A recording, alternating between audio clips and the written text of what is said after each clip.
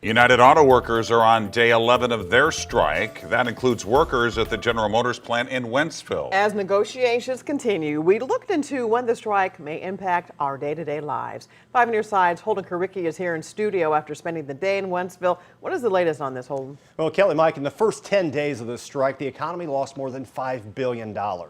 I spoke with an expert in supply chain management today who told me that if the strike lasts longer than 30 days, it's going to start impacting all of our bottom line and not just those of you who are in the market for a new car. After 11 days on the picket line, no contract, no wheel. Members of UAW Local 2250 are holding firm in their demands of the Detroit automakers.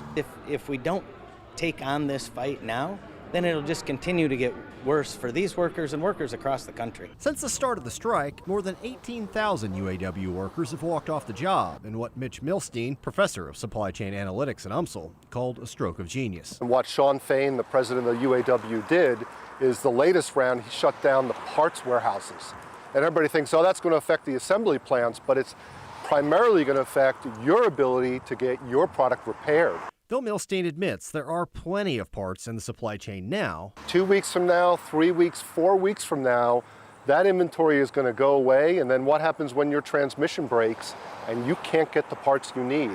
I think this is going to affect people in ways that they never thought. That extends to non-union auto workers. Those businesses, they can keep producing some inventory, but they're not going to be able to last very long before it doesn't make any sense for them to keep producing without getting paid. Milstein says it could put pressure on the Big Three to strike a deal with the UAW.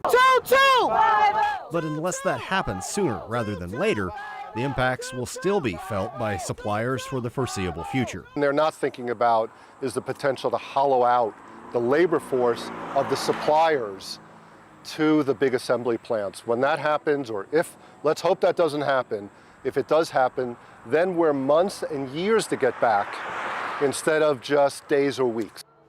I reached out to Magna, an auto supplier which employs thousands of workers in Illinois and Missouri. A spokesperson told me they are working on contingencies to address any disruptions, but they added that they are prepared to scale back production as efficiently as possible. You can read their full statement on KCK.com or the 5 on Your Side app. Mike?